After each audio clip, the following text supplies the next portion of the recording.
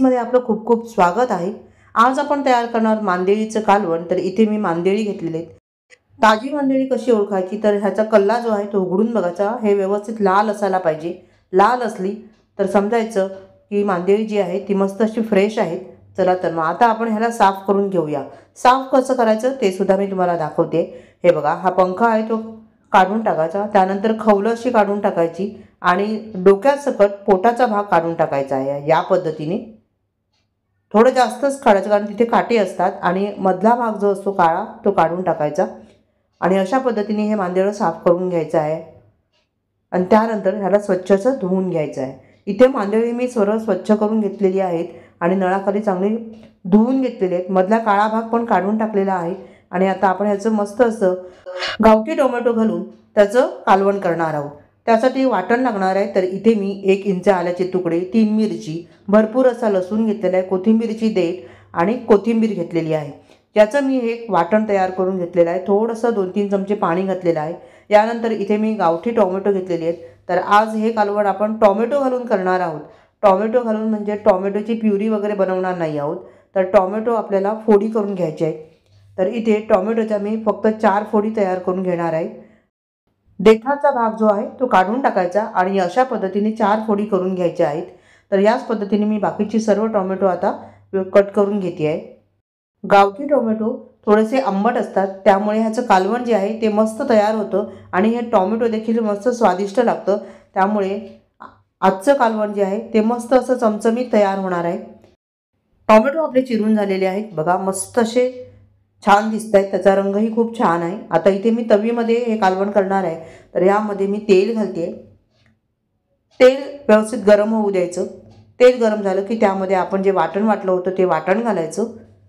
सर्व वाटण व्यवस्थित काढून घ्यायचं आहे आणि वाटण 2 ते 3 मिनिटं चांगलं परतून घ्यायचं आहे। वाटण 2 ते 3 मिनिटं परतून झालं की त्यामध्ये टोमॅटो घालायचा आणि टोमॅटो देखील आपल्याला व्यवस्थित शिजवून घ्यायचा आहे। चांगलं ह्याला परतून घ्यायचं आणि झाकण ठेवून ह्याला आपण शिजवून घेणार आहोत।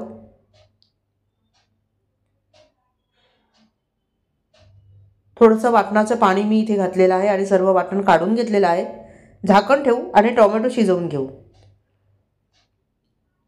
टोमॅटो थोडासा नरम झालेला आहे, त्यानंतर ह्यामध्ये आपल्याला घालायचं आहे मीठ। चवीनुसार इथे मी मीठ घालून घेते। आता टोमॅटो आपला व्यवस्थित नरम होईल। यानंतर ह्यामध्ये मसाला घालणार आहोत। तर इथे माझा घरगुती मसाला आहे, मिक्स मसाला। तुम्ही जो मसाला वापरत असेल तो कुठलाही मसाला इथे वापरू शकता। तर मी इथे 1.5 चमचा मसाला घेतलेला आहे, अर्धा चमचा हळद घातलेली आहे आणि हे व्यवस्थित आता आपण परतून घेऊया। मसाला आपल्याला मस्त असा चांगला तयार करून घ्यायचा आहे। टोमॅटो पण आता नरम झालेले आहेत। एक 2-3 मिनिटं आपण हे मस्त परतून घ्यायचं।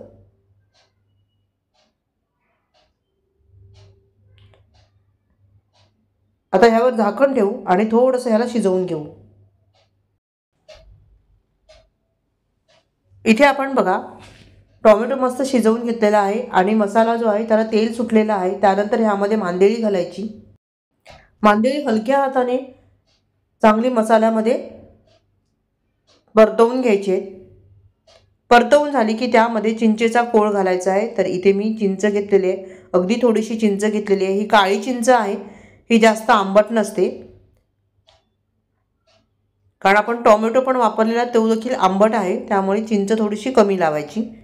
आवश्यकतेनुसार मी ह्यामध्ये चिंच लावलेली आहे आणि त्यानंतर यामध्ये जितका रस्सा हवा आहे तितकं पाणी घालायचं आणि ह्याला एक उकळी काढून घ्यायची की आपलं मांदेळ्याचं कालवण मस्त असं तयार होणार आहे। तर इथे बघा हलकीशी एक उकळी आलेली आहे, अजून एक उकळी मी ह्याला काढून घेते आणि मग आपलं कालवण जे आहे ते मस्त असं तयार होणार आहे। मांदेळी फुटता कामा नये, मांदेळी रश्श्यामध्ये अख्खी राहिली पाहिजेत, एवढं मात्र आपल्याला लक्षात ठेवायचं आहे। आणि हे मस्त असं कालवण आपलं तयार झालेलं आहे, अगदी चमचमीत। ह्यातला टोमॅटो जो आहे तो अतिशय स्वादिष्ट लागतो आणि रस्सा बघा किती मस्त तयार झालेला आहे। रेसिपी आवडली तर लाईक आणि कमेंट करायला मात्र विसरू नका। धन्यवाद, बाय बाय।